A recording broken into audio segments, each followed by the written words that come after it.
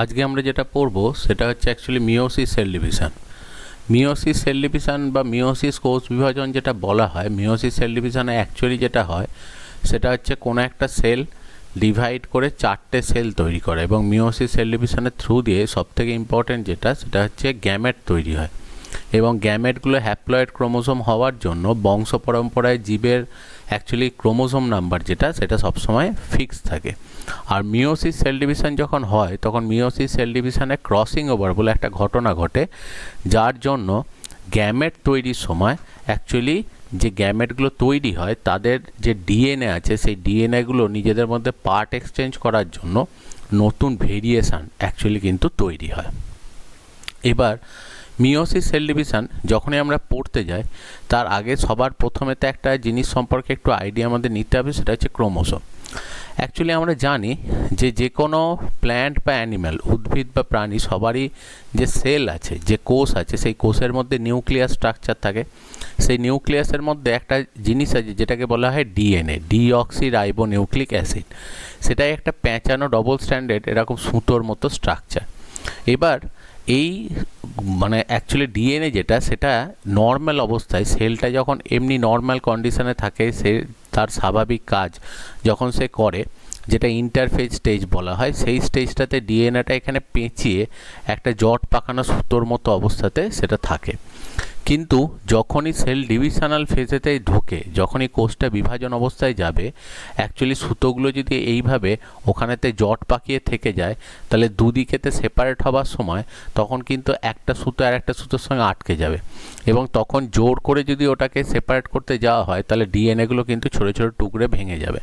তো সেই কারণে অ্যাকচুয়ালি যে মুহূর্তটা তারা সেপারেট হতে যায় তখন ওই ডিএনএর যে সুতোটা, যে ডিএনএ সুতোটা কি দেখবে এমনি সাধারণ অবস্থায় বলা হয় যেটা, সেটা হচ্ছে ক্রোম্যাটিন ফাইবার বা নিউক্লিয় জালক বাংলাতে বলে দেখবে, সেইটা খুলে গিয়ে অ্যাকচুয়ালি ক্রোমোসোম বলে একটা স্ট্রাকচার তৈরি করে। এই ক্রোমোসোম স্ট্রাকচারটা তৈরি করার পর এরা কিন্তু একে অপরের থেকে সেপারেট হয়ে যায়। তার মানে অ্যাকচুয়ালি সেল ডিভিশনের সময় শুধু ডিভিশনাল ফেজেতে সেলটা যখন ঢুকছে তখন ডিএনএ সুতোটাই গুটিয়ে গিয়ে ক্রোমোসোমের মতো একটা স্ট্রাকচার সেটা ফর্ম করছে। এবার আমরা এখানে যেটা পড়ব সেটা হচ্ছে ডিভিশনাল ফেজেতে ঢোকার সময় অ্যাকচুয়ালি মেনলি প্রোফেজ যে স্টেজটা হয় সেই স্টেজটাতে এই চেঞ্জেসটা হয়। তো এই প্রোফেজ স্টেজটাতে কিভাবে ডিএনএ থেকে সেটা গুটিয়ে এই ক্রোমোসোম স্ট্রাকচারটা তৈরি করে সেই প্রসেসটাই আমরা এখানে পড়ব। এবার সবার প্রথম আমরা যেটা পড়ব সেটা হচ্ছে ডিএনএ স্ট্রাকচার। আমরা এই যে বলছি যে নিউক্লিয়াসের ভেতরে ডিএনএ স্ট্রাকচারটা রয়েছে, ডিএনএর পুরো কথা ডিঅক্সি রাইবো নিউক্লিক অ্যাসিড, যার মধ্যে আমাদের জেনেটিক ইনফরমেশান থাকে, অর্থাৎ বংশগত যে বৈশিষ্ট্য একটা জেনারেশন থেকে আর একটা জেনারেশনে যায়, জেনেটিক যে ক্যারেক্টার এক জেনারেশন থেকে পরের জেনারেশনে যায়, সেটা যাওয়ার জন্য অ্যাকচুয়ালি সেটা সবসময় ডিএনএ থ্রু দিয়ে একটা জেনারেশন থেকে নেক্সট জেনারেশনে সেটা যাচ্ছে। এবার ডিএনএ যে স্ট্রাকচারটা থাকে সেই ডিএনএর অ্যাকচুয়ালি স্ট্রাকচারাল ইউনিট, যেমন যে কোনো একটা বাড়ি যখন তৈরি হয় তার অ্যাকচুয়ালি স্ট্রাকচারাল ইউনিট যেমন ইঁট, পরপর ইঁটগুলোকে সাজিয়ে দেখো বাড়ির স্ট্রাকচারটা তৈরি করা হয়, যেমন আমাদের বডি স্ট্রাকচারাল ইউনিট হচ্ছে সেল, ঠিক সেরকমই দেখা যায় যে ডিএনএ এই যে মলিকিউলটা রয়েছে সুতোর মতো এই যে স্ট্রাকচারটা, এর স্ট্রাকচারাল ইউনিট হচ্ছে নিউক্লিওটাইড। এবার নিউক্লিওটাইড তিনটে কম্পোনেন্ট দিয়ে তৈরি হয়। এর মধ্যে প্রথম একটা কম্পোনেন্ট যেটা সেটা হচ্ছে নাইট্রোজেন বেস, নাইট্রোজেনযুক্ত ক্ষার যেটাকে বলা হয়। সেকেন্ড যেটা রয়েছে সেটা হচ্ছে একটা সেখানে থাকে রাইবোজ সুগার। রাইবোজ সুগার হচ্ছে একটা পেন্টোজ সুগার, মানে হচ্ছে 5 কার্বনযুক্ত শর্করা। তবে ডিএনএর ক্ষেত্রে যে পেন্টোজ সুগারটা থাকে সেটাকে বলা হয় ডিঅক্সি রাইবোজ সুগার। অ্যাকচুয়ালি এই ডিঅক্সি রাইবোজ সুগার যেটা থাকে, এই ডিঅক্সি রাইবোজ সুগার সাধারণত সুগারের ফর্মুলা যেটা হয় সেটা হচ্ছে দেখবে যে সবসময় ধরো আমি পেন্টোজ সুগারের নর্মাল যেটা ফর্মুলা হয় সেটা হচ্ছে C5H10 অ্যাকচুয়ালি O5, কিন্তু এখানেতে দেখা যায় যে এই যে সুগারটা ডিএনএতে থাকে সেখানে হচ্ছে C5H10O4, অর্থাৎ অক্সিজেন একটা কম আছে। তো সেই জন্য এই সুগারটাকে বলা হয় ডিঅক্সি রাইবোজ সুগার, মানে এখানে একটা অক্সিজেনের ডেফিসিয়েন্সি আছে। তো সেই কারণে এখানেতে দেখো একটা রাইবোজ সুগার রয়েছে যেটা pentose sugar, deoxy ribose sugar. এর একদিকেতে একটা নিউক্লিওটাইড এর সাথে অ্যাটাচড হয়ে রয়েছে, নিউক্লিওটাইড বলছি, একটা নাইট্রোজেন বেস এর সাথে অ্যাটাচড হয়ে রয়েছে। এবার নাইট্রোজেন বেস সেটা কিন্তু ভ্যারি করতে পারে, সেটা অ্যাকচুয়ালি নাইট্রোজেন বেস 4 রকমের থাকতে পারে। একটা হচ্ছে অ্যাডেনিন, সেকেন্ড হচ্ছে গুয়ানাইন, থার্ড হচ্ছে সাইটোসিন, আর ফোর্থ হচ্ছে থাইমিন। এই 4টের মধ্যে এটা চেঞ্জ হতে পারে, কিন্তু সুগার যেটা সেটা সবসময় ডিঅক্সি রাইবোজ সুগারই থাকে। আর উল্টো হাতটাতে যেটা অ্যাটাচ থাকে সবসময় সেটা হচ্ছে একটা ফসফেট গ্রুপ, সেখানে অ্যাকচুয়ালি অ্যাটাচ থাকে। তাহলে যে কোনো নিউক্লিওটাইড, অর্থাৎ এর যে স্ট্রাকচার, ডিএনএ যে স্ট্রাকচার তৈরি হচ্ছে তার যে ইউনিট যেগুলো নিউক্লিওটাইড, তার 3টে জিনিস দিয়ে সেটা তৈরি হয়। একটা হচ্ছে ডিঅক্সি রাইবোজ সুগার, একটা হচ্ছে নাইট্রোজেন বেস, আর থার্ড যেটা রয়েছে সেটা হচ্ছে ফসফেট গ্রুপ। এই 3টাকে নিয়েই তৈরি হয় নিউক্লিওটাইড। এই নিউক্লিওটাইডগুলি পরপর যোগ হয়ে এই ডিএনএ স্ট্রাকচার যেটা সেটা তৈরি করে। এবার এখানকার এই যে ডিএনএ স্ট্রাকচার রয়েছে, এর দুটো সাইডের যে স্ট্যান্ড যে দুটো রয়েছে, মানে ধরো এই যে মোয়ের মতো বা ল্যাডার লাইক স্ট্রাকচার, তো এর দুটো সাইডের যে স্ট্যান্ড রয়েছে, এই স্ট্যান্ডটা অ্যাকচুয়ালি তৈরি হয় সুগার ফসফেট দিয়ে, মানে অল্টারনেটিভলি সুগার আর ফসফেট পরপর অ্যাটাচ থাকে। আর এই যে মাঝের যে ধাপের মতো যে অংশগুলো দেখা যাচ্ছে, এইগুলো অ্যাকচুয়ালি তৈরি হয় নাইট্রোজেন বেস দিয়ে। এই নাইট্রোজেন বেস দিয়ে এই মাঝের ধাপগুলো তৈরি হয়। আর এই সাইডের দু সাইডের স্ট্যান্ডটা যেটা হয় সেটা অল্টারনেটিভলি সুগার আর ফসফেট পরস্পরের সাথে অ্যাটাচ থাকে। তো এইভাবেই ডিএনএ স্ট্রাকচারটা তৈরি হয়। এবার ডিএনএ স্ট্রাকচারেতে দেখো অ্যাকচুয়ালি এইটা হচ্ছে একটা নিউক্লিওটাইড। একটু ভালো করে খেয়াল করো যে এখানেতে দেখো ডিঅক্সি রাইবোজ সুগার, এখানেতে একটা দেখো নাইট্রোজেন বেস অ্যাটাচ রয়েছে, আর উল্টো দিকে দেখো ওপরের দিকে একটা ফসফেট এখানেতে অ্যাটাচ রয়েছে। তাহলে এইটা হচ্ছে একটা নিউক্লিওটাইড। দেখো পর অনেক কটা নিউক্লিওটাইড এখানে যোগ হয়েছে, এবং এখানকার মধ্যে সুগার ফসফেটের মধ্যে কিন্তু নতুনত্ব কিছু নেই। কিন্তু দেখো নাইট্রোজেন বেস যেটা রয়েছে, এই নাইট্রোজেন বেসগুলো কিন্তু এক এক জোনাকার ক্ষেত্রে এক এক রকমের হয়ে থাকে। যেমন দেখো কখনো এটা অ্যাডেনিন থাকতে পারে, কখনো সাইটোসিন থাকতে পারে, কখনো থাইমিন থাকতে পারে, কখনো গুয়ানাইন থাকতে পারে, এরকম। এবার ঠিক দেখো এদিকে একটা যেমন স্ট্যান্ড আছে, ঠিক উল্টো দিকেও কিন্তু একটা স্ট্যান্ড আছে, এবং সেখানেও কিন্তু সুগার ফসফেট অল্টারনেটিভলি সাজানো আছে। এবং এখানকার থেকেও দেখো নাইট্রোজেন বেসগুলো বাইরের দিকে বেরিয়ে এসছে। এবার মাঝের যে সংযোগ যেটা রয়েছে, যে মাঝের প্রত্যেকটা যে ধাপ রয়েছে, সেই ধাপগুলো দেখো নাইট্রোজেন বেসগুলোই একে অপরের সাথে আটকে থাকছে। এবং সবসময় দেখা যায় অ্যাডেনিনের সাথে থাইমিন যোগ হয় আর গুয়ানাইনের সাথে সাইটোসিন যোগ হয়, মানে সবসময় এটি বন্ড তৈরি করে আর সবসময় জিসি বন্ড তৈরি করে। এটির মাঝে সবসময় দুটো ডবল হাইড্রোজেন বন্ড থাকে, আর জিসির মাঝেতে অ্যাকচুয়ালি 3টে ট্রিপল হাইড্রোজেন বন্ড থাকে। তাহলে অ্যাকচুয়ালি দেখো যে এখানের যে স্ট্রাকচার যেটা রয়েছে, সেখানেতে দেখো নাইট্রোজেন বেসগুলো পরস্পরের সাথে অ্যাটাচড হয়ে অ্যাকচুয়ালি সিঁড়ির ধাপের মতো স্ট্রাকচারগুলোকে তৈরি করেছে। আর এইটা যে অংশটাতে যুক্ত, এইগুলো হচ্ছে ধরো এক একটা ডিঅক্সি রাইবোজ সুগার, আর এইগুলো হচ্ছে ফসফেট। এই মাঝের কালো দাগগুলো ধরে নাও ফসফেট, যেটা পরপর দুটো ডিঅক্সি রাইবোজ সুগারকে অ্যাটাচ করে রেখেছে। এবং এখানে এই দুটো স্ট্যান্ড যে দুটো রয়েছে, দেখো এই দুটো স্ট্যান্ড অ্যাকচুয়ালি কী করেছে, দেখো এরা পরস্পরের মানে এটা এইভাবে দেখো এটা অ্যারেঞ্জ রয়েছে, এবং এটা ডবল স্ট্যান্ডার্ড একটা স্ট্রাকচার তৈরি করেছে। এবং এই স্ট্রাকচারটারই নাম হচ্ছে যেটা, সেটা হচ্ছে ডিএনএ, বা যেটাকে বলা হয় ডিঅক্সি রাইবোনিউক্লিক অ্যাসিড। এবার এই ডিএনএটা যখন ক্রোমোজোম তৈরি করতে যায়, তখন পরপর কতগুলো ধাপের মাধ্যমে এটা ক্রমাগত পেঁচিয়ে এই জটিল স্ট্রাকচারটা তৈরি করে। এবার সবার প্রথম ডিএনএ যেটা অ্যাকচুয়ালি আমরা পড়লাম, ডিএনএর ডায়ামিটার যেটা বা এটা চওড়ায় যেটা, সেটা হচ্ছে 2 ন্যানোমিটার। সেখান থেকে যখন একটা ক্রোমোজোম তৈরি করে, ক্রোমোজোমের এক একটা বাহু বা এক একটা হাত বা এক একটা আর্ম যেটা বলা হয়, সেগুলো হচ্ছে 700 ন্যানোমিটার করে হয়।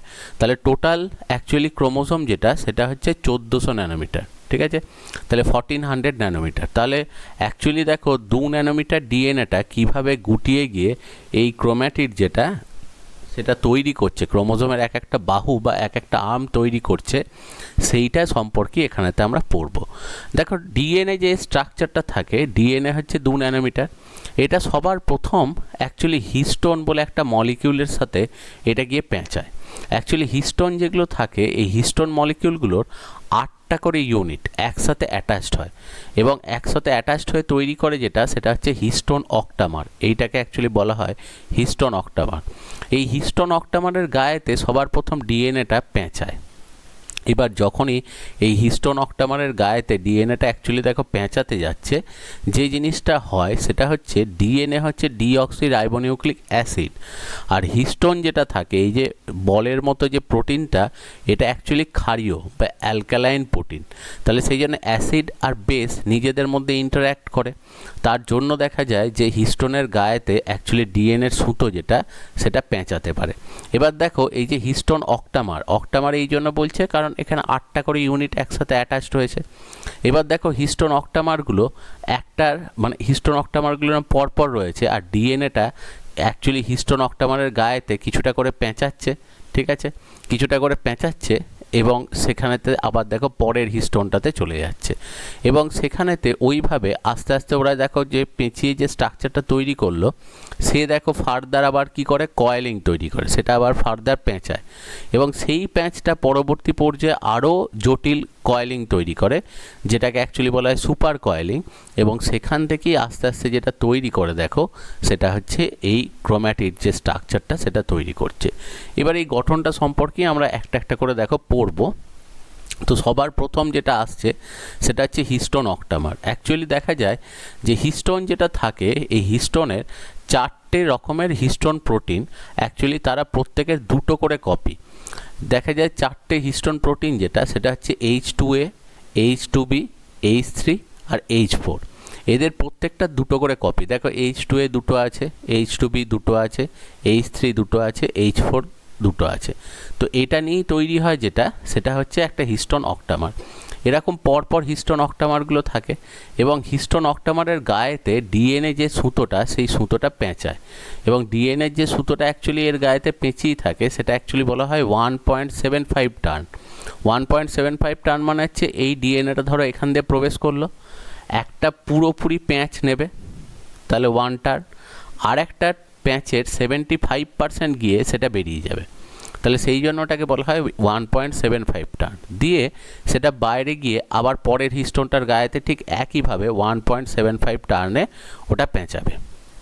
এবার অ্যাকচুয়ালি দেখো যে ডিএনএটা এই হিস্টোন প্রোটিনের গায়েতে গুটিয়ে থাকে সেটাকে অ্যাকচুয়ালি বলা হয় কোড ডিএনএ, আর দুটোর অ্যাকচুয়ালি হিস্টোনের মাঝখানেতে একটা ডিএনএর পোর্শন থাকে যেটা দুটো হিস্টোনকে দেখো অ্যাটাচ করে রেখেছে, এটাকে অ্যাকচুয়ালি বলা হয় যেটা সেটা হচ্ছে লিঙ্কার ডিএনএ।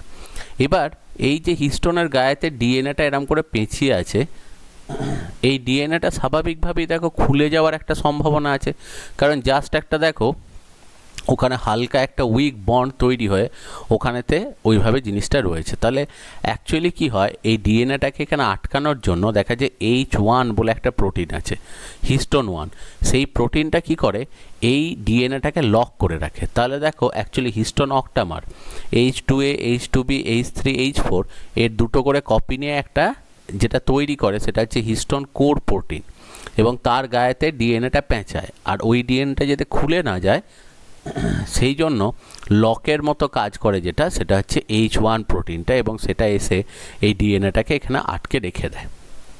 এবং এখানেতে দেখো মোটামুটি 146 বেস পেয়ার ডিএনএ অ্যাকচুয়ালি এই হিস্টোন অক্টামার যেটা রয়েছে তাকে পেঁচায়, এবং এই স্ট্রাকচারটাকেই অ্যাকচুয়ালি বলে যেটা সেটা হচ্ছে নিউক্লিওসোম। এই স্ট্রাকচারটাকেই বলা হয় নিউক্লিওসোম। এবার নিউক্লিওসোম স্ট্রাকচারটা যেই তৈরি হয় সঙ্গে সঙ্গে দেখা যায় যে ডিএনএ যেটা ছিল 2 ন্যানোমিটার, এই নিউক্লিওসোম স্ট্রাকচারটা তৈরির জন্য ওটার থিকনেসটা বেড়ে হয় যেটা সেটা হচ্ছে 10 ন্যানোমিটার, 10 ন্যানোমিটার হয়। এবং এখানেতে দেখো ওই যে হিস্টোনের যে টাইপগুলো বললাম, H1 যেটা অ্যাকচুয়ালি লক করে, এবং H2B, H2A, H2B, H3, H4 এইগুলোর 2টো করে কপি নিয়ে অ্যাকচুয়ালি তৈরি হয় যেটা সেটা হচ্ছে হিস্টোন অক্টামার। এবং এখানেতে দেখো যে কোনো প্রোটিন তৈরির জন্য যেটা কাজে লাগে সেটা হচ্ছে অ্যামিনো অ্যাসিড যোগ হয়ে দেখবে এই প্রোটিনগুলো অ্যাকচুয়ালি তৈরি করে। এবার অ্যামিনো অ্যাসিডের মধ্যে 2টো অ্যালকালাইন অ্যামিনো অ্যাসিড আছে, যেটা হচ্ছে লাইসিন আর একটা হচ্ছে আর্জিনিন। দেখা যায় H1 থেকে H4 অবধি যত যায় তত দেখা যায় যে লাইসিনের পার্সেন্টেজ কমতে থাকে আর আর্জিনিনের পার্সেন্টেজ বাড়ে। এই দুটোই কিন্তু অ্যালকালাইন অ্যামিনো অ্যাসিড, এবং এই অ্যালকালাইন অ্যামিনো অ্যাসিড দিয়ে এই প্রোটিনগুলো তৈরি হওয়ার জন্য এদের নেচার যেটা হয় সেটা হচ্ছে অ্যালকালাইন বা যেটাকে ক্ষারীয় বলা হয়। তাহলে অ্যাকচুয়ালি দেখো যে হিস্টোন যে অক্টামার সেটার নেচার হচ্ছে অ্যাকচুয়ালি অ্যালকালাইন, সেটার নেচার হচ্ছে বা প্রকৃতি হচ্ছে ক্ষারীয়, এবং তার সাথে সাথে আরেকটা জিনিস যেটা বলা হচ্ছে দেখো যে এরা অ্যাকচুয়ালি মানে লাইসিন আর আর্জিনিন এই দুটো অ্যামিনো অ্যাসিডের মাধ্যমেই এরা কিন্তু মেনলি স্ট্রাকচারটা তৈরি করছে। এবার যখনই দেখো এই যে নিউক্লিওসোম স্ট্রাকচারটা তৈরি হলো, এই নিউক্লিওসোমের এখানেতে দেখো এইটা হচ্ছে হিস্টোন অক্টামার এবং এইগুলো হচ্ছে H1 প্রোটিন, এই যে সাইডে যেগুলো রয়েছে এইগুলো হচ্ছে H1 প্রোটিন। এই H1 প্রোটিনগুলো দেখা যায় একে অপরের সাথে 60 ডিগ্রি অ্যাঙ্গেল করে 60 ডিগ্রি অ্যাঙ্গেল করে করে বাইন্ড হয় এবং পরপর এরা যুক্ত হয়ে দেখা যায় যে একটা স্প্রিংয়ের মতো একটা স্পাইরাল স্ট্রাকচার এরা তৈরি করে, এবং স্প্রিংয়ের মতো যখন স্ট্রাকচারটা তৈরি করে সেটাই হচ্ছে অ্যাকচুয়ালি 30 ন্যানোমিটার ফাইবার বা যেটাকে বলা হয় সলিনয়েড স্ট্রাকচার। একটু জিনিসটা বোঝার জন্য একটু 3 ডাইমেনশনাল স্ট্রাকচার দেখলে খুব ভালো হয়। দেখো অ্যাকচুয়ালি এখানে যেটা দেখানো হচ্ছে এটা একটা ডিএনএ সুতো যার অ্যাকচুয়ালি ডায়ামিটার হচ্ছে 2 ন্যানোমিটার। এবার এই ডিএনএটা কিভাবে কয়েল করছে সেই পদ্ধতিটা সম্পর্কে আমরা এখানেতে দেখব যে কিভাবে ডিএনএ সেই থ্রেড যেটা রয়েছে 2 ন্যানোমিটার যার অ্যাকচুয়ালি থিকনেস সেটা কিভাবে পেঁচাচ্ছে এবং সেটা কিভাবে এই স্ট্রাকচারগুলো তৈরি করছে সেটাই দেখব। দেখো এটা ডিএনএ, এগুলো হচ্ছে হিস্টোন অক্টামার আর এইটা হচ্ছে H1 প্রোটিন। সবার প্রথম যেটা হয় ডিএনএটা দেখো হিস্টোন অক্টামারগুলোর গায়েতে সবার ফার্স্টেতে পেঁচালো। এবার পেঁচানোর পর দেখা যায় এটাকে লক করার জন্য H1 প্রোটিনগুলো পরস্পরের সাথে অ্যাটাচড হলো, ঠিক আছে। এই স্ট্রাকচারটারই হচ্ছে নিউক্লিওসোম, এটারই অ্যাকচুয়ালি থিকনেস যেটা সেটা হচ্ছে 10 ন্যানোমিটার।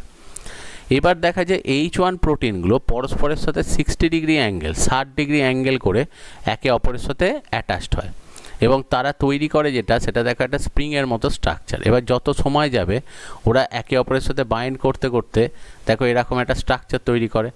এই স্ট্রাকচারটাকেই বলা হয় সলিনয়েড স্ট্রাকচার, কারণ এটা একটা ফাঁপা স্প্রিংয়ের মতো স্ট্রাকচার।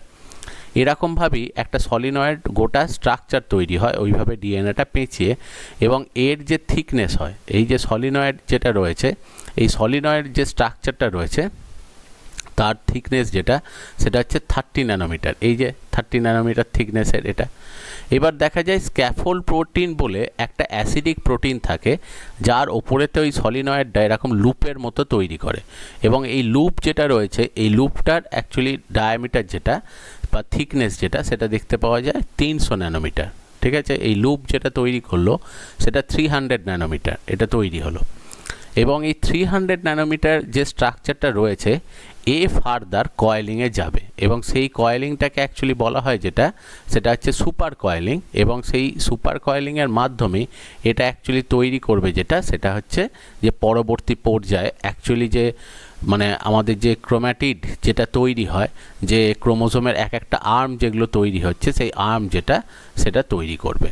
তাহলে এইভাবেই দেখো যে তৈরি হলো যেটা সেটা হচ্ছে 300 ন্যানোমিটার ফাইবারটা, এবং সেইটাই ফার্দার কয়েলিং করে যেটা তৈরি করলো সেটা হচ্ছে 700 ন্যানোমিটারের থিকনেসের একটা স্ট্রাকচার, এবং এই যে 700 ন্যানোমিটার যেটা তৈরি করলো এইটাই অ্যাকচুয়ালি ক্রোমোজোমের এক একটা আর্ম, মানে যেটাকে আমরা অ্যাকচুয়ালি বলছি ক্রোম্যাটিড। সেই ক্রোম্যাটিড স্ট্রাকচারটা এইভাবেই দেখো অ্যাকচুয়ালি কিন্তু তৈরি করছে।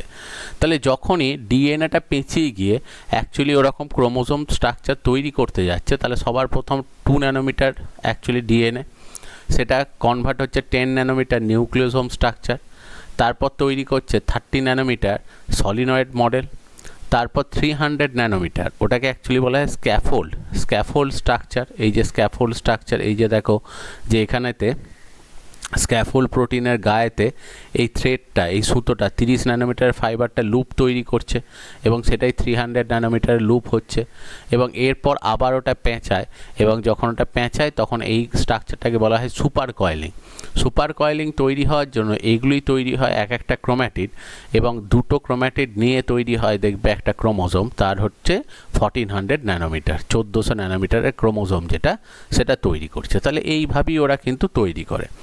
এবার যে কোনো একটা ক্রোমোজোমের যদি স্ট্রাকচার বলা হয় তাহলে দেখা যায় যে ক্রোমোজোম যেটা থাকে দেখবে অ্যাকচুয়ালি সেল ডিভিশনের সময় যেটা হয় যে সবার প্রথম ডিএনএ যেটা থাকছে সেই ডিএনএটা কপি হয়। তাহলে ডিএনএটা কপি হওয়ার জন্য দেখবে এখানেতে যে কোনো ডিএনএ যেটা যখনই কপি হয় তখন সেখানেতে এরকম দুটো স্ট্রাকচার তৈরি হয় দুটো স্টিকের মতো, যেগুলোকে অ্যাকচুয়ালি এক একটাকে বলছে ক্রোম্যাটিড। এই এক একটা ক্রোম্যাটিড হচ্ছে 700 ন্যানোমিটার, তাহলে দুটো মিলে হচ্ছে 1400 ন্যানোমিটার। এবার এর ভেতরেতে ডিএনএ কয়েলিং কন্ডিশনে থাকে। এবার ডিএনএটা পেঁচিয়েই তো ওই স্ট্রাকচারটা তৈরি করে। যদি কোনো সেলের ক্ষেত্রে দেখা যায় তার যে ক্রোমোজোমগুলো রয়েছে ক্রোমোজোমের এই কয়েলিংগুলো খুব বেশি কমপ্লেক্স, মানে সুপার কয়েলিংগুলো প্রচণ্ড কমপ্লেক্স, তখন সেটাকে অ্যাকচুয়ালি বলা হয় সেটা হচ্ছে প্লেকটোনেমিক কয়েলিং। আর যদি দেখা যায় যে ডিএনএর অ্যাকচুয়ালি পেঁচানোর যে পদ্ধতিটা সেটা নর্ম্যাল, যেভাবে একটু আগে আমরা পড়লাম সেরকমই নর্ম্যাল পেঁচানোর পদ্ধতি, তাহলে তখন সেটাকে অ্যাকচুয়ালি বলা হয় সেটা হচ্ছে প্যারানেমিক কয়েলিং। এবার ক্রোমোজোমের ক্ষেত্রে ধরো এই যে ক্রোমোজোমের এক একটা যে পার্ট রয়েছে, এই যে এক একটা অংশ রয়েছে, এটাকে বলা হচ্ছে সেটা হচ্ছে ক্রোম্যাটিড। এবার এই ক্রোম্যাটিডের ভেতরেতে দেখতে পাওয়া যায় সুতোর মতো স্ট্রাকচার রয়েছে, যেটা ডিএনএটা পেঁচিয়ে অ্যাকচুয়ালি স্ট্রাকচার ওটা তৈরি করেছে। তাহলে ওইটাকেই বলা হয় সেটা হচ্ছে ক্রোমোনিমা। ওই যে ডিএনএ যে সুতোর যেটা আমরা দেখতে পাই সেটাকে বলা হয় ক্রোমোনিমা। আর ক্রোমোনিমার মাঝে মাঝেতে দেখা যায় কিছু ডেন্স অঞ্চল, ছোট ছোট পুঁতির মতো কিছু অঞ্চল দেখতে পাওয়া যায়, ওগুলোকে বলা হয় ক্রোমোমিয়ার। অ্যাকচুয়ালি ওই যে একটু আগে দেখলে নিউক্লিওজোম যে স্ট্রাকচারটা রয়েছে সেখানেতে ওই স্ট্রাকচারগুলোকেই বলা হয় সেটা হচ্ছে ক্রোমোমিয়ার। এবার ক্রোমোজোমটা দেখো ঠিক মাঝখানে একটা জায়গায় খাঁজ রয়েছে, এই খাঁজটাকেই বলা হয় সেটা হচ্ছে প্রাইমারি কনস্ট্রিকশন বা মুখ্য খাঁজ। এই যে অংশটা এটাই প্রাইমারি কনস্ট্রিকশন বা মুখ্য খাঁজ, এই অংশটাকে বলা হয় সেন্ট্রোমিয়ার। এখানেতেই দেখা যায় বেম তন্তু বা স্পিন্ডল ফাইবারগুলো এসে এখানে অ্যাটাচ হয়। তার কারণ হচ্ছে যেখানে সেন্ট্রোমিয়ারটা থাকে তার চারপাশে একটা প্রোটিন এসে যোগ হয়, যে প্রোটিনটার নাম হচ্ছে কাইনেটোকোর প্রোটিন। এবং এই কাইনেটোকোর প্রোটিনের গায়েতেই অ্যাকচুয়ালি বেমতন্তু বা স্পিন্ডল ফাইবার সেগুলো এসে অ্যাটাচ হয় এবং ক্রোম্যাটিড যে দুটো রয়েছে এই ক্রোম্যাটিড দুটোকে পরস্পরের থেকে সেপারেট করে। এই হচ্ছে ব্যাপার। এবার দেখো তাহলে এটা রয়েছে প্রাইমারি কনস্ট্রিকশন ছাড়া আরও কনস্ট্রিকশন অনেক সময় থাকে, সেগুলোকে বলা হয় সেকেন্ডারি কনস্ট্রিকশন। এবার সেকেন্ডারি কনস্ট্রিকশন সব ক্রোমোজোমে থাকে না, দেখতে পাওয়া যায় ক্রোমোজোম নাম্বার 13, 14, 15, 21, 22 এই কটা ক্রোমোজোমেতে অ্যাকচুয়ালি এই সেকেন্ডারি কনস্ট্রিকশন থাকে। এবং যে জায়গাটা সেকেন্ডারি কনস্ট্রিকশন থাকে অ্যাকচুয়ালি দেখা যায় যে যখন এই ক্রোমোজোমগুলো খুলে গিয়ে আবার ডিএনএ তৈরি করে তখন এই কটা ক্রোমোজোমের এই পোর্শনগুলো কিন্তু একসাথেই অ্যাটাচ কন্ডিশনে থাকে। এবং এই সেকেন্ডারি কনস্ট্রিকশনের এই রিজিয়ানটাকে বলা হয় নিউক্লিওলার অর্গানাইজার রিজিয়ান বা শর্টে বলা হয় NOR। এবার NOR বলার পিছনে কারণ হচ্ছে যে যাদের এই সেকেন্ডারি কনস্ট্রিকশনগুলো রয়েছে তাদের সেকেন্ডারি কনস্ট্রিকশনগুলো নিউক্লিয়াসের ভেতরে এক জায়গায় একে অপরের সাথে অ্যাটাচড হয়ে এইখানটা থেকেই মানে এই রিজিয়ানটা থেকেই যেটা করে সেটা হচ্ছে রাইবোজোম তৈরি করে।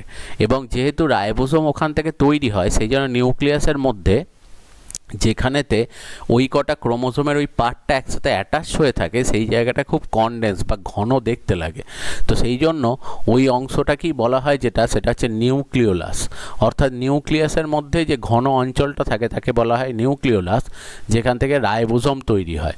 তো সেই গঠনটা তৈরি করতে সহায়তা করে সেটা হচ্ছে সেকেন্ডারি কনস্ট্রিকশন। সেই জন্যই সেকেন্ডারি কনস্ট্রিকশন যেখানেই থাকে সেটাকে বলা হয় নিউক্লিওলার অর্গানাইজার রিজিয়ান বা শর্টে বলা হয় NOR।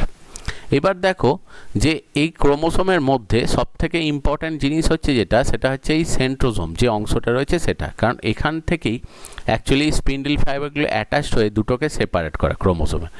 এবার দেখা যায় সেন্ট্রোজোম যেটা রয়েছে এই সেন্ট্রোজোমটা অ্যাকচুয়ালি এই মানে সেন্ট্রোজোম বলছি, এটা অ্যাকচুয়ালি বলা হয় সেন্ট্রোমিয়ার।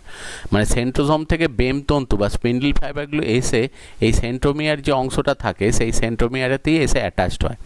এই সেন্ট্রোমিয়ার যে পোর্শন যেটা রয়েছে এই যে মাঝের যে সেন্ট্রোমিয়ার যে পোর্শনটা রয়েছে এই সেন্ট্রোমিয়ার পোর্শনটা অ্যাকচুয়ালি দেখতে পাওয়া যায় যে এক একটা ক্রোমোজোমের ক্ষেত্রে এক এক রকমের থাকে। জেনারেলি দেখতে পাওয়া যায় যে যদি এই সেন্ট্রোমিয়ার এটা যদি ঠিক একদম ক্রোমোজোমের মাঝামাঝি জায়গায় থাকে তখন এই ধরনের ক্রোমোজোমকে বলা হয় মেটাসেন্ট্রিক ক্রোমোজোম। যদি দেখা যায় এটা একটু সাইডের দিকে থাকে তখন সেটাকে বলা হয় সাবমেটাসেন্ট্রিক ক্রোমোসোম। যদি দেখা যায় এটা অনেকটা সাইডের দিকে থাকে তখন সেটাকে বলা হয় অ্যাক্রোসেন্ট্রিক ক্রোমোসোম। আর যদি একদম সাইডেতে থাকে তখন তাকে বলা হয় টেলোসেন্ট্রিক ক্রোমোসোম। তো এরকম বিভিন্ন রকমের ক্রোমোসোম স্ট্রাকচার সেখানে দেখতে পাওয়া যায়। আর এই ক্রোমোসোমের মধ্যেতে দেখা যায় এইগুলোই তো হচ্ছে ক্রোম্যাটিড। এবার ক্রোম্যাটিডের যেটা ছোট বাহু হবে, মানে যে আর্মটা ছোট হবে, যেমন ধরো এই ছবিটার সাপেক্ষে এই আর্মটা ছোট, তাহলে এটাকে বলা হয় পি আর্ম বা শর্ট আর্ম। আর বড় যেটা হয় সেটাকেই বলা হয় সেটা হচ্ছে কিউ আর্ম। তাহলে এই স্ট্রাকচারটাই অ্যাকচুয়ালি ক্রোমোজোম সেটা তৈরি করে। এবার ক্রোমোজোম নাম্বার সবসময় মানে প্রত্যেকটা জীবের ক্ষেত্রে যেটা হয় সেই ক্রোমোজোম নাম্বারটাকে রিপ্রেজেন্ট করা হয় 2n দিয়ে। এবার এখানে 2n বলতে বোঝানো হয় সেটা হচ্ছে নাম্বার অফ সেন্ট্রোমিয়ার, কারণ ক্রোমোজোম নাম্বার সবসময় কাউন্ট করা হয় সেন্ট্রোমিয়ারের সংখ্যার ওপর ভিত্তি করে। তো সেই জন্য দেখা যায় যে প্রত্যেকটা জীবের ক্ষেত্রে ক্রোমোজোম নাম্বার যেটা হয় সেটা সবসময় কিন্তু অ্যাকচুয়ালি 2n, মানে সবসময় 2-এর গুণিতকে হয়। কারণ যে কোনো জীবে দেখা যায় যে ক্রোমোজোম যেগুলো তার দেহেতে থাকে তার 50% ক্রোমোজোম আসে বাবার কাছ থেকে, 50% মায়ের কাছ থেকে। তাহলে যেহেতু মা বাবা দুজনকার কাছ থেকেই সমান সংখ্যায় ক্রোমোজোম পায়, সেই জন্য প্রত্যেকটা ক্রোমোজোমই অ্যাকচুয়ালি দুটো করে থাকে। এবং যে ধরো তার মানে ক্রোমোজোম নাম্বার 1 দুটো আছে, ক্রোমোজোম নাম্বার 2 দুটো আছে, তো সেই জন্য ওই ক্রোমোজোম নাম্বার 1 দুটোকে একসাথে বলে হোমোলোগাস ক্রোমোজোম বা সমসমস্ত ক্রোমোজোম। ক্রোমোজোম নাম্বার 2 দুটোকে একসাথে বলে হোমোলোগাস ক্রোমোজোম বা সমসমস্ত ক্রোমোজোম। এবার বিভিন্ন অ্যানিমেলের ক্ষেত্রে ক্রোমোজোম নাম্বারটা হেরফের করতে পারে, কিন্তু প্রত্যেক ক্ষেত্রেই ক্রোমোজোম নাম্বার কিন্তু সবসময় 2nই থাকে। যেমন দেখো ফ্লেমিঙ্গো বার্ডের ক্ষেত্রে অ্যাকচুয়ালি ক্রোমোজোম নাম্বার সেটা হচ্ছে 2n সমান হচ্ছে 80। পান্ডার ক্ষেত্রে দেখো 2n সমান হচ্ছে 38। ভেড়ার ক্ষেত্রে যেটা দেখতে পাওয়া যায় 2n সমান হচ্ছে 60টা। হরিণের ক্ষেত্রে হচ্ছে 2n সমান হচ্ছে 46। এক জনাকার ক্ষেত্রে এক রকম। হিউম্যানের ক্ষেত্রেও কিন্তু 2n সমান 46। কিন্তু দেখা যায় যে ক্রোমোজোমের লেন্থগুলো অ্যাকচুয়ালি ভ্যারি করে। যে এখানে আমরা বলছি 23 টাইপস অফ ক্রোমোজোম থাকে, প্রত্যেকটা 2 কপি করে, কিন্তু অ্যাকচুয়ালি হরিণের যে 23টা যে ক্রোমোজোম আছে তাদের যেরকম অ্যারেঞ্জমেন্ট বা তাদের যেরকম লেন্থ, আমাদের ক্রোমোজোমগুলোর লেন্থ কিন্তু বা অ্যারেঞ্জমেন্ট কিন্তু আলাদা।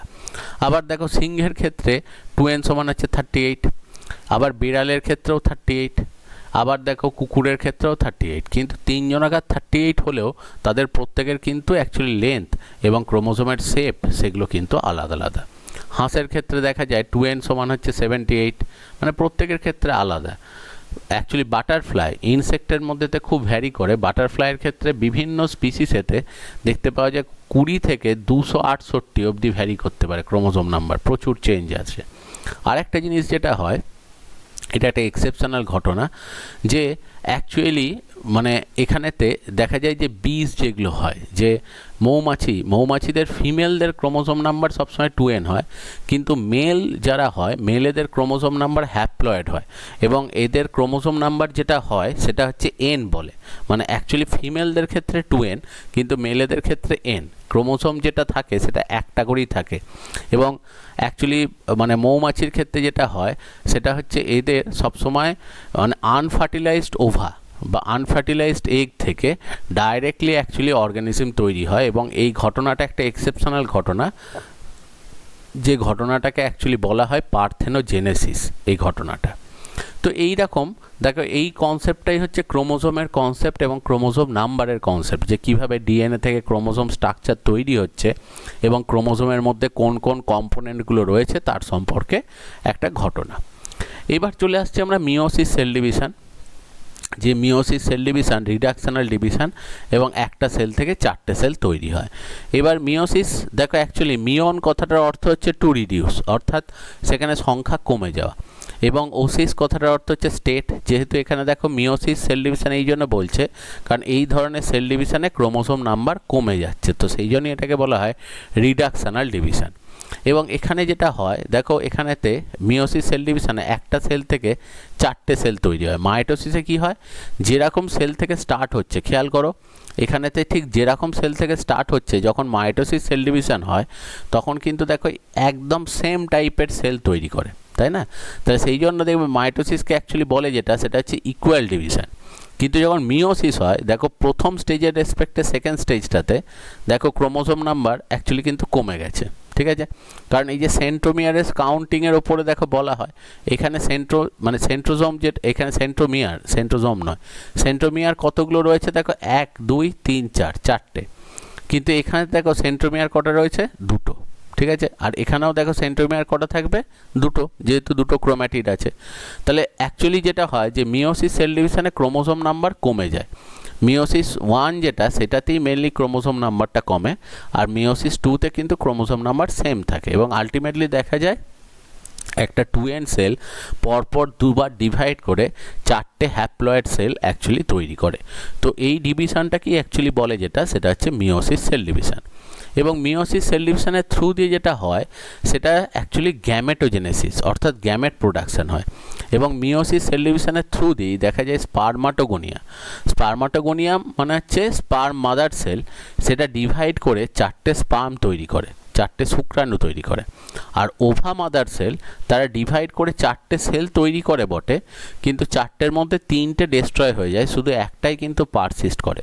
তো সেই জন্য দেখা যায় যে এখান থেকেও 4টে সেল তৈরি হয়, কিন্তু 3টে ডিস্ট্রয় হয়ে একটাই কিন্তু এখানে ওভা তৈরি করে। তাহলে এই ঘটনাটাই অ্যাকচুয়ালি গ্যামেটোজেনেসিসে দেখা যায়। তাহলে গ্যামেটোজেনেসিসের যে প্রসেসটা, সেখানে একটা সেল ডিভাইড করে 4টে করে সেল তৈরি করে, এবং সেই 4টেই অ্যাকচুয়ালি গ্যামেট তৈরি করছে।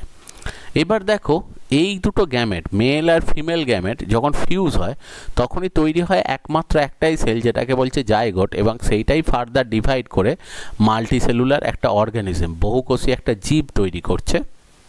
এবং সেই কারণেই দেখবে বলা হয় যে আমাদের জীবন স্টার্ট হয় কিন্তু একটাই সেল থেকে, এর পরবর্তী ক্ষেত্রে যত সেল ডিভিশন হবে এবং আমরা যত গ্রো করব এখানে সবই কিন্তু মাইটোসিস সেল ডিভিশনই এখানে কিন্তু হয়, মিওসিস কিন্তু হয় না, জাস্ট গ্যামেট তৈরির সময় মিওসিস হয়। এবার মিওসিস সেল ডিভিশন যখন হতে যায় তখন কিন্তু একদম একই রকম, যেরকম মাইটোসিসের ক্ষেত্রে আমরা পড়েছি সেই রকমই হয়, কিন্তু দুবার ডিভিশন হয়।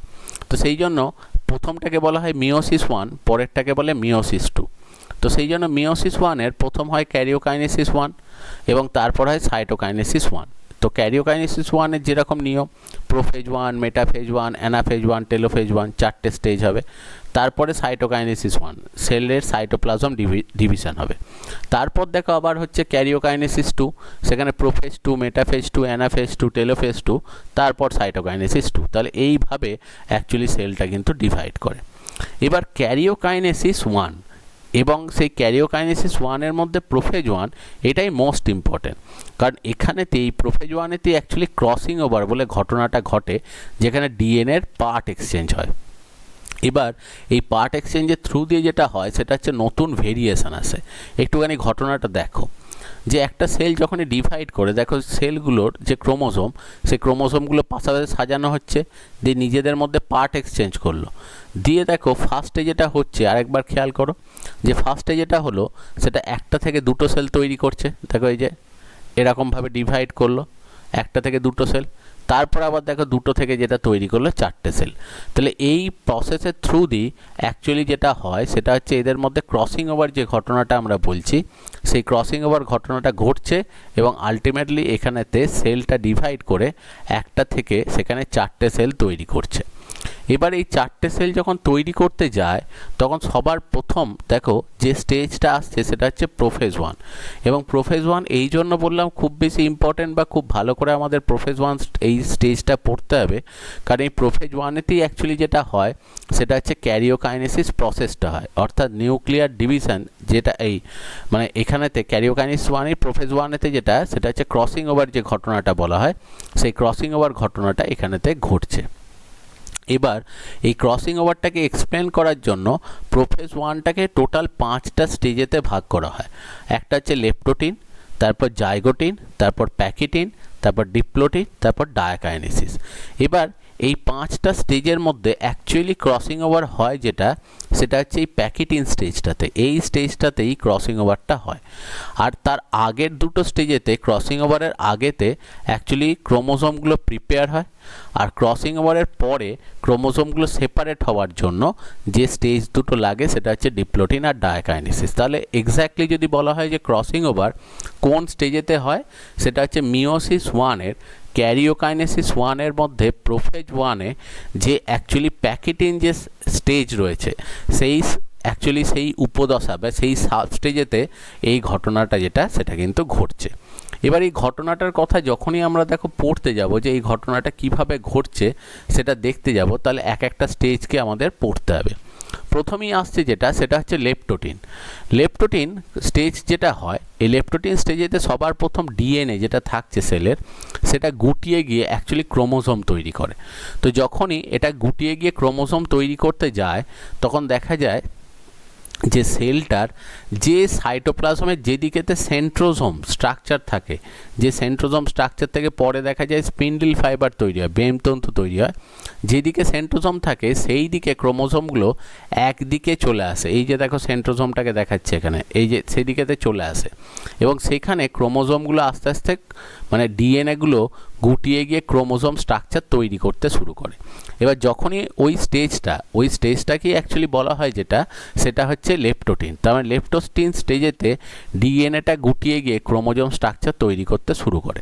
তাহলে প্রথম যেটা হয় সেটা হচ্ছে প্রোফেজ 1-এতে ডিএনএ স্ট্রাকচারটা গুটিয়ে ক্রোমোজোম তৈরি করলো এবং যেহেতু দেখো একটা সাইডেতে এসে ডিএনএগুলো গুটোতে শুরু করেছে, সেই জন্য এটাকে দেখে অনেকটা সেই ফুলের তোড়া যেমন মনে হয় যে একটা জায়গা থেকে শুরু হয়ে অনেকটা চারপাশে ছড়িয়ে গেছে, এখানেও দেখো ঠিক সেন্ট্রোজোমের জায়গা থেকে দেখা যাচ্ছে ডিএনএগুলো চারপাশে ছড়িয়ে আছে মনে হচ্ছে।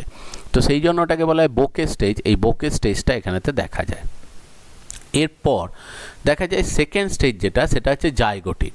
জাইগোটিন যে স্টেজে যায়, জাইগোটিন স্টেজেতে হোমোলোগাস ক্রোমোজোমগুলো অর্থাৎ chromosome number 1, chromosome number 2, chromosome number 3 এরা পরস্পরের সাথে জোট বাঁধে।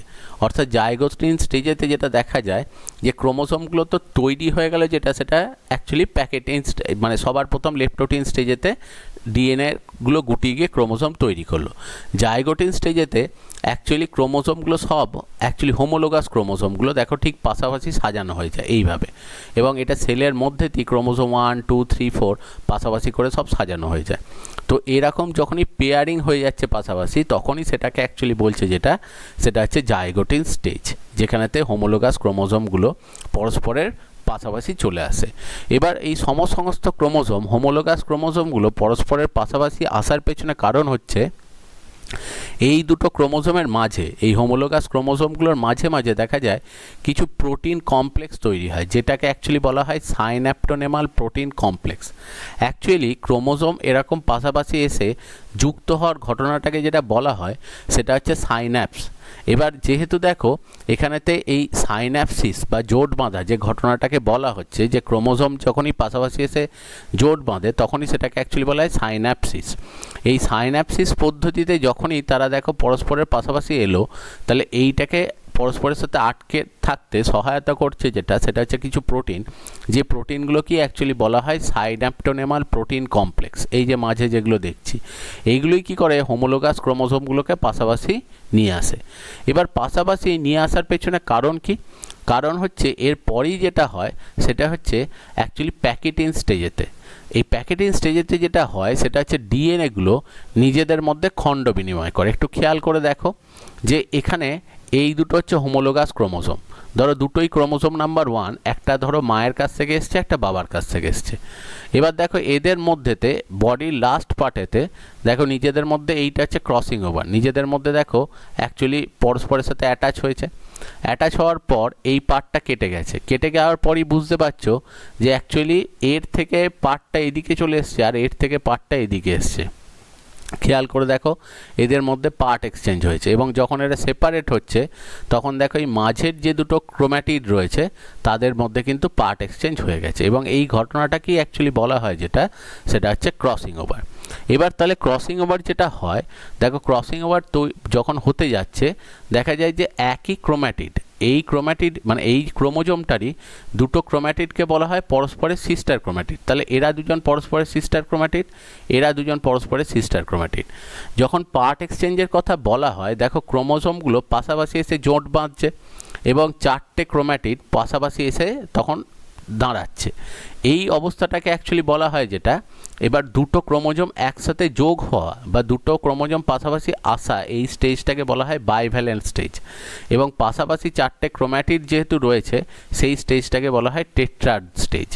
এবং তাদের মধ্যে দেখো অ্যাকচুয়ালি এরা হচ্ছে সিস্টার ক্রোম্যাটিড, আবার এরা দুজন সিস্টার ক্রোম্যাটিড। কিন্তু পার্ট এক্সচেঞ্জ যেটা হয় সবসময় দেখো নন সিস্টার ক্রোম্যাটিডের মধ্যেই কিন্তু পার্ট এক্সচেঞ্জ হয়। তার মানে অ্যাকচুয়ালি ক্রসিং ওভার যে ঘটনাটা ঘটে সেই ক্রসিং ওভার ঘটনাটা ঘটছে কিসে, সেটা হচ্ছে হোমোলোগাস ক্রোমোজোমের নন সিস্টার ক্রোম্যাটিডের মধ্যে পার্ট এক্সচেঞ্জ হয়। এবার পার্ট এক্সচেঞ্জ দুরকম হতে পারে, একটা হচ্ছে রেসিপ্রোকাল, একটা কমপ্লিমেন্টারি। এবার দেখো এই যে জিনিসটা যেটা ঘটনাটা দেখলে এখানে দেখো অ্যাকচুয়ালি দুটো নন সিস্টার ক্রোম্যাটিড নিজের মধ্যে পার্ট এক্সচেঞ্জ করেছে, কিন্তু অন্য দুটো নন সিস্টার ক্রোম্যাটিড তারা কিন্তু অ্যাজ ইট ইজ আছে, তাদের মধ্যে কিন্তু কোনো চেঞ্জেস নেই। তো রেসিপ্রোকাল ক্রস যেটা, সেটা হচ্ছে যদি কোনো সময় দেখা যায় যে চারটে ক্রোম্যাটিডের মধ্যে দুটো ক্রোম্যাটিড অ্যাকচুয়ালি পার্ট এক্সচেঞ্জে অংশগ্রহণ করছে আর দুটো ক্রোম্যাটিড কিন্তু কোনো রকম পার্ট এক্সচেঞ্জে অংশগ্রহণ করছে না, তখন সেটাকে বলা হয় রেসিপ্রোকাল ক্রস। আর চারজনেই যদি পার্ট এক্সচেঞ্জে অংশগ্রহণ করে তখন তাকে অ্যাকচুয়ালি বলা হয় যেটা, সেটা হচ্ছে কমপ্লিমেন্টারি ক্রসিং ওভার। এবার এইভাবে তাহলে দেখো ক্রসিং ওভার স্টেজটা কমপ্লিট হয়। এরপর ডিপ্লোটিন স্টেজেতে যেটা হয় সেটা হচ্ছে ক্রোমোজোমগুলোকে পরস্পর থেকে দূরে সরিয়ে নিয়ে যাওয়া হয়, যার জন্য দেখা যায় এই যে ক্রসিং ওভার, এই যে পার্ট এক্সচেঞ্জ যেটা হয়েছে সেই জায়গাতে ক্রোমোজোমগুলোর যে ক্রোম্যাটিডগুলো পরস্পরের সাথে আটকে ছিল সেগুলো আস্তে আস্তে সরে যেতে থাকে। এবং সরে যেতে থাকার জন্য দেখা যায় যে এখানটা দেখো এক্সের মতো দেখতে লাগছে এই জায়গাটা, এবং এই স্ট্রাকচারটাকে অ্যাকচুয়ালি বলে যেটা, সেটা হচ্ছে কায়াজমা। যেহেতু যেখানে যেখানে ক্রসিং ওভার তৈরি হয়েছে এই সাইনাপ্টোনেমাল মানে ডিপ্লোটিন স্টেজে সাইনাপ্টোনেমাল প্রোটিন কমপ্লেক্সগুলো খুলে যায়, শুধুমাত্র যেখানে যেখানে ক্রসিং ওভার হয়েছে সেই জায়গাগুলোতেই অ্যাকচুয়ালি ক্রোম্যাটিডগুলো আটকে আছে। সেই জন্য যেহেতু এগুলোকে দেখে কিছুটা এক্স অক্ষরের মতো দেখতে লাগে বলে এটাকে বলা হয় কায়াজমা। এবং এরপর দেখা যায় যেটা, যে দুদিক থেকে স্পিন্ডল ফাইবার এসে দুদিকে টানার জন্য ক্রোমোজোমগুলোকে এই কায়াজমাগুলো আস্তে আস্তে লাস্টের দিকে সরতে শুরু করে, শেষের দিকে হয়, এবং সেটাকেই অ্যাকচুয়ালি বলা হয় টার্মিনালাইজেশন অফ কায়াজমা। এবং যখনই এই কায়াজমাটা অ্যাকচুয়ালি টার্মিনালাইজেশন হতে হতে যেখানেই দেখা যায় যে কায়াজমাটা আর দেখতে পাওয়া যাচ্ছে না, মানে একদম শেষ প্রান্তে এসে তো এই ক্রোম্যাটিড দুটো পরস্পরের থেকে ছেড়ে যাবে, তখনই সেই ঘটনাটাকে বলা হয় অ্যাকচুয়ালি ডায়াকাইনেসিস, মানে লাস্ট স্টেজ। এবং ডায়াকাইনেসিসে এটা ছাড়াও দেখা যায় আর যে জিনিসগুলো হয়, যে নিউক্লিয় এনভেলপ, যেটা নিউক্লিয়ার এনভেলপ, নিউক্লিয় পর্দা সম্পূর্ণ অবলুপ্ত হয়ে যায়, এবং তার সঙ্গে সঙ্গে যে সেন্ট্রোজোম বা নিউক্লিওপ্লাজম এই যে স্ট্রাকচার যেগুলো থাকে এইগুলোও কিন্তু নিউক্লিয়াসের মধ্যে আর দেখতে পাওয়া যায় না। তাহলে এই ঘটনাটাই যেটা ঘটলো দেখো, সেটা হচ্ছে একদম সবার ফার্স্ট যে স্টেজটা প্রোফেজ 1 সেটা, এবং এখানেই ক্রসিং ওভার যে ঘটনাটা সেটা ঘটে গেল। এরপর বাকিগুলো কিন্তু একদম একই রকম টাইপ, নতুনত্ব কিচ্ছু নেই। এরপর মেটাফেজ যে স্টেজটা, সেখানে দেখো ওই যে হোমোলোগাস ক্রোমোসোমগুলো পাশাপাশি এসে আটকেছে, স্পিন্ডল ফাইবারগুলো এসে এদেরকে আটকে দেখো ঠিক মেটাফেজিক প্লেটে সবকটা ক্রোমোজোমকে দাঁড় করিয়ে দিয়েছে, তাহলে এটা হচ্ছে মেটাফেজ 1। এরপর অ্যানাফেজ 1 যেটা, সেটা হচ্ছে দুটো ক্রোমোসোমকে দেখো দুদিকে সেপারেট করে টেনে নিয়ে চলে যাচ্ছে, অ্যানাফেজ 1।